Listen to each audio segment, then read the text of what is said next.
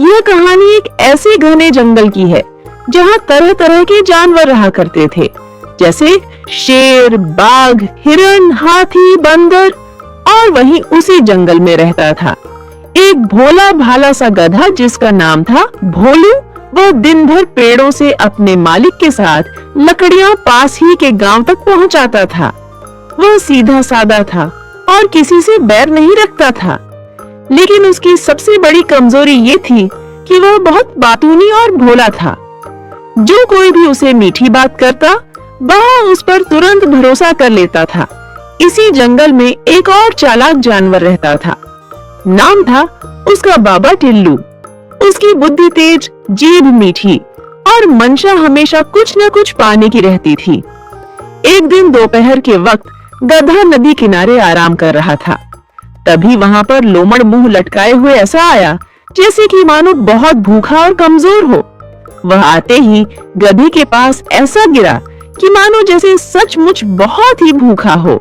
गधे ने अपनी मासूमियत दिखाते हुए उससे पूछा, अरे रे रे रे रे, क्या हुआ भाई? तुम ठीक तो हो ना? और इतने उदास क्यों हो? कहीं कुछ लगा तो नहीं? लोमड़ ने आह भरते हुए कहा, क्या बताऊं भाई, भूख के मारे मुझे चक्कर आ गए, क्योंकि 3 दिन से मेरे पेट में का दाना नहीं गया।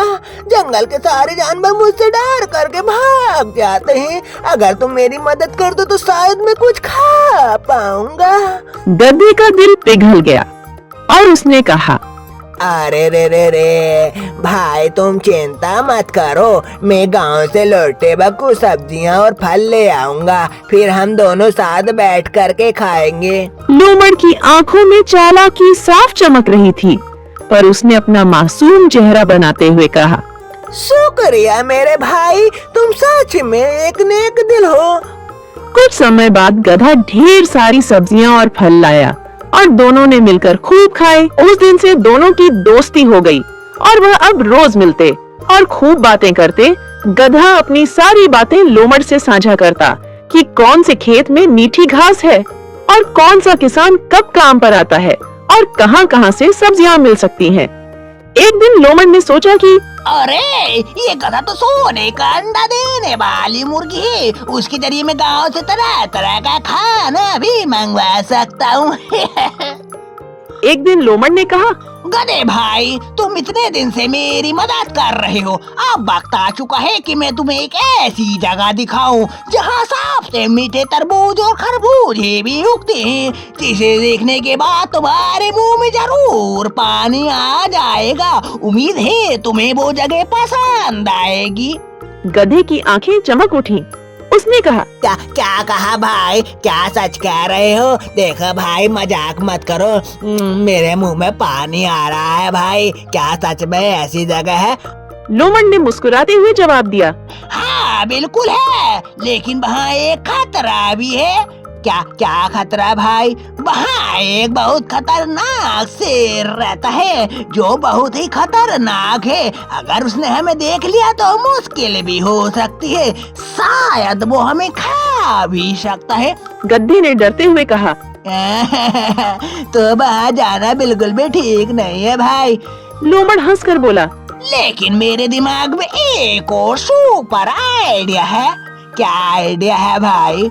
शेर तो दोपहर में सोता है ना, तो हम दोपहर में धीरे धीरे जाएंगे और उसके सोते वक्त तरबूज और खरबूजे चुरा लाएंगे।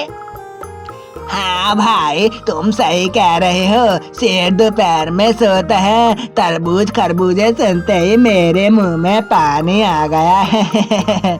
गधे ने भरोसा कर लिया। अगले दिन दोनों चल पड़े। घने पेड़ों के बीच एक बड़ी सी गुफा थी, जिसके बाहर खरबूजे और तरबूजों का खेत था। असल में वह खेत एक किसान का था, जो शेर के डर से कभी पास नहीं आता था। गधा और लोमड़ धीरे धीरे वहां पहुंचे। शेर गुफा के भीतर खर्राटे लेकर सो रहा था। गधे ने डरते हुए पूछा, भाई यह सही जगह है ना? हाँ बिल्कुल सही जगह है, बस तुम आवाज मत करना, क्योंकि तुमने अगर आवाज करी तो वो हम दोनों को खा भी सकता है।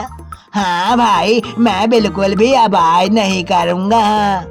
कुछ देर बाद दोनों ने मीठे मीठे तरबूज खाना शुरू किए।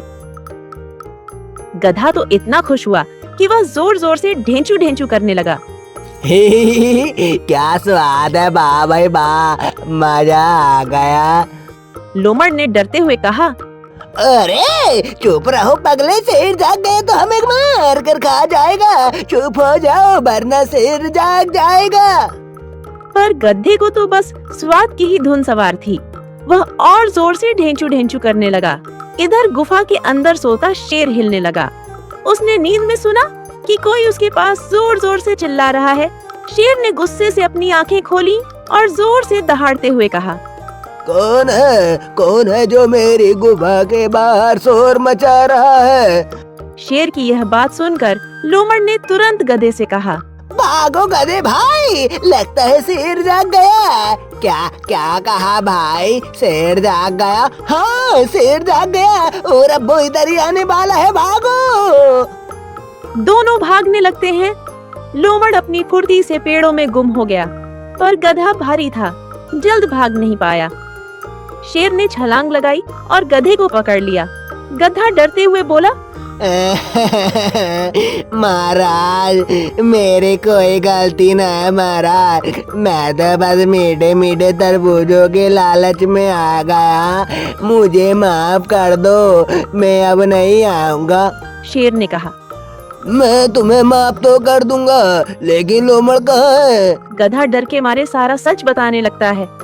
महाराज मुझे लोमड़ यहाँ लाया था, इसमें मेरी कोई गलती न थी। शेर गुस्से से बोला, ओ तो असली दोषी ये लोमड़ है। शेर ने गधे को छोड़ दिया और बोला, मैं तुझे छोड़ रहा हूँ, जा जाकर उस लोमड़ को बुला ला, मैं उसे अच्छा मजा सिखाऊंगा। गधे ने डरते हुए हाँ में सिर हिलाया और वहाँ से जाने लगा। इधर लोमड़ झाड़ियों के पीछे छिपा हुआ था। गधा धीरे धीरे लोमड़ के पास जाकर बोला, लोमड़ भाई, शेर ने कहा है कि वो हमें माफ कर सकता है अगर हम दोनों मिलकर उसके लिए कुछ गाना गाएं। मेरी उसे ढेंचू ढेंचू और तुम्हारी आवाज बहुत ही अच्छी लगी। लोमड़ को गधे पर बिल्कुल भी शक नहीं हुआ और वो बोला, क्या सच में? ये तो बहुत ही अच्छा मौका है, चलो जल्दी चलो। यह कहने के बाद दोनों शेर की गुफा की ओर चल पड़े। जैसे ही वह शेर की गुफा के पास पहुँचे, शेर ने तुरंत छलांग लगाई, लेकिन चालाक लोमड़ आखिरी ही पल उछलकर बच गया और गधा बेचारा फिर से पकड़ा गया। शेर ने गुस्से से कहा, अरे तुम दोनों मुझे फिर से बेवकूफ बना रहे थे। गधे ने रोते हुए कहा, नहीं महाराज, मैं तो बस भोला भाला गधा हूँ और मुझे तो कुछ समझ ही नहीं आता और मैंने वैसे ही करा महाराज जैसे तुमने मुझे कहा था। शेर को दया आ गई। उसने गधे को छोड़ दिया और बोला, ठीक है, जा और अभी कभी मेरे खेत की ओर मत आना। गधे ने डरते हुए कहा, ठीक है महाराज, अब मैं बिल्कुल नहीं आऊंगा। गधे ने जंगल लौटकर लोमड़ को खूब ढूंढा, पर वह कहीं नहीं मिला। दिन बीतते गए। गधा फिर से अपने काम में लगा रहा। वह रोज अपने मालिक के साथ लकड़ियां पहुंचाता, लेकिन वह अब पहले जैसा भोला भाला नहीं रहा। कुछ हफ्तों बाद उसने देखा कि लोमड़ फिर से उसी खेत के पास घूम रहा है और वो इस बार एक खरगोश के साथ था। गधा तुरंत समझ गया कि वह किसी को भी अपना दोस्त बनाकर अपना काम निकालता है। वह हंस पड़ा और बोला, लोमड़ भाई, अब मैं तुम्हारे जाल में कभी नहीं फंसने वाला। लोमड़ ने मुस्कुराते हुए कहा, अरे गधे भाई, तुम तो मुझे भूल ही गए। मैंने तुम्हें कहाँ नहीं ढूंढा। मुझे लगा तुम्हें शेर खा गया। मैं बहुत ही दुखी हूँ, लेकिन मेरे पास एक जोरदार प्लान है जिससे हम तुम्हारा बदला भी ले सकते हैं और उस खेत के सारे तरबूज खरबूजे भी खा सकते हैं।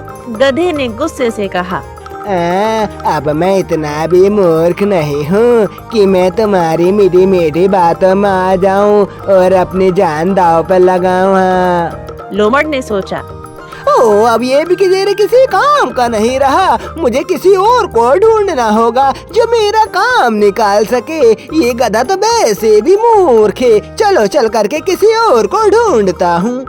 और वह किसी और को ढूंढने निकल पड़ा। उस दिन के बाद गधे ने ठान लिया कि मीठी बातें करने वाले हर व्यक्ति पर भरोसा नहीं करना चाहिए।